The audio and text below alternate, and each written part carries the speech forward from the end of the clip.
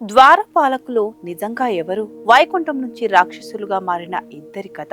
రాత్రి సమయంలో దేవాలయానికి వెళ్ళినప్పుడు గుడి గర్భగుడి ముందు నిలబడి ఉండే రెండు భారీ విగ్రహాలు మీరు గమనించారా? చాలా మంది వాటిని కేవలం కాపలాదారుల విగ్రహాలు అనుకుంటారు. కానీ వారి వెనుక ఉన్న కథ తెలుసుకుంటే మీరు ఆశ్చర్యపోతారు. వారు సాధారణ కాపలాదారులు కాదు. విష్ణుమూర్తికి అత్యంత దగ్గరగా ఉన్న ఇద్దరు మహాభక్తులు. వైకుంఠ ద్వారం ముందు నిలబడి స్వయంగా దేవతలకే అనుమతి ఇచ్చే శక్తి ఉన్నవారు. వారి పేర్లు జయుడు మరియు విజయుడు. కానీ ఆశ్చర్యకరమైన విషయం ఏమిటంటే, ఒక రోజు ఈ ఇద్దరినే వైకుంఠం నుంచి బయటకు పంపించారు. అది కూడా శాపంతో. అలా దేవుడికి అత్యంత దగ్గరగా ఉన్నవారు రాక్షసులుగా ఎలా మారారు? ఈ కథ చాలా మందికి తెలియదు. వైకుంఠం అది కేవలం ఒక లోకం కాదు. అది విష్ణుమూర్తి నివసించే దివ్య స్థానం. అక్కడ ఎప్పుడు ప్రశాంతత ఉంటుంది. దివ్య సంగీతం వినిపిస్తుంది. అక్కడ భయం ఉండదు, బాధ ఉండదు. ఆ వైకుంఠ ద్వారం ముందు ఇద్దరు మహాబలవంతులు కాపలా కాస్తూ ఉండేవారు. వారు జయుడు, విజయుడు. వారి శరీరం పర్వతంలా బలంగా ఉండేది. వారి కళ్ళలో దివ్యమైన కాంతి కనిపించేది. విష్ణుమూర్తి మీద వారికి అపారమైన భక్తి. వైకుంఠంలోకి ఎవరు రావాలి, ఎవరు రాకూడదు అది నిర్ణయించే బాధ్యత వారిదే. ఒకరోజు వైకుంఠానికి నలుగురు మహర్షులు వచ్చారు. వారు సనక, సనందన, సనాతన, సనత్సు జాతులు. ఈ మహర్షులు చిన్నపిల్లల రూపంలో కనిపించినా వారు సాధారణులు కాదు. వేల సంవత్సరాల తపస్సు చేసిన మహాయోగులు. విష్ణుమూర్తిని దర్శించుకోవడానికి వైకుంఠ ద్వారం దగ్గరకు వచ్చారు. కాని జయుడు, విజయుడు వారిని చూసి చిన్నపిల్లలుగా భావించారు. ప్రభువు విశ్రాంతి తీసుకుంటున్నారు, ఇప్పుడు లోపలికి వెళ్ళకూడదు అని వారిని ఆపేశారు. ఆ ఒక్క మాట అక్కడి వాతావరణాన్ని పూర్తిగా మార్చేసింది. సనకాదులు ఒక్కసారిగా కోపగించారు. మాకు విష్ణుమూర్తిని దర్శించుకోవడానికి అడ్డం పడుతున్నారా అని ప్రశ్నించారు. జయుడు, విజయుడు తమ విధి ప్రకారం మాట్లాడామని చెప్పారు.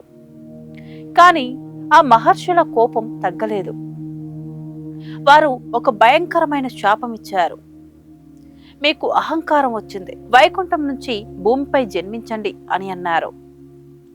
ఆ మాట విన్న వెంటనే జయుడు, విజయుడు ఒక్కసారిగా భయపడ్డారు. వారు మహర్షుల కాళ్లపై పడి క్షమించమని ప్రార్థించారు. అదే సమయంలో అక్కడ ఒక దివ్య కాంతి కనిపించింది. స్వయంగా విష్ణుమూర్తి ప్రత్యక్షమయ్యాడు. ఆయన ముఖంలో ప్రశాంతమైన చిరునవ్వు. కాని జయుడు, విజయుడు మాత్రం బాధతో నిలబడ్డారు. ప్రభు, మమ్మల్ని కాపాడండి అని ప్రార్థించారు. విష్ణుమూర్తి ప్రశాంతంగా అన్నాడు, మహర్షుల మాట వెనక్కి తీసుకోలేరు. కానీ మీకు రెండు మార్గాలున్నాయి. 7 జన్మలు నా భక్తులుగా జన్మించండి, లేదా 3 జన్మలు నా శత్రువులుగా జన్మించి మళ్ళీ నా దగ్గరకు రండి. ఆ మాట విన్న వెంటనే జయుడు, విజయుడు ఒకరినొకరు చూసుకున్నారు. వారికి విష్ణుమూర్తి నుంచి దూరంగా ఉండడం అసహ్యం. 7 జన్మలు చాలా ఎక్కువ కాలం.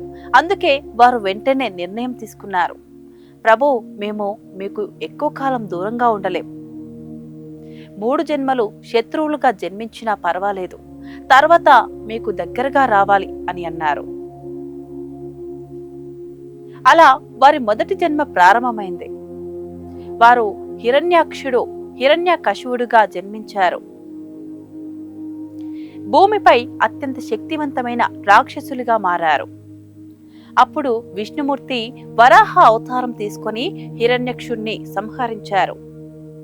తర్వాత నరసింహ అవతారం తీసుకొని హిరణ్యకశిపుణ్ణి సంహరించాడు. కాని వారి ప్రయాణం అక్కడితో ముగియలేదు.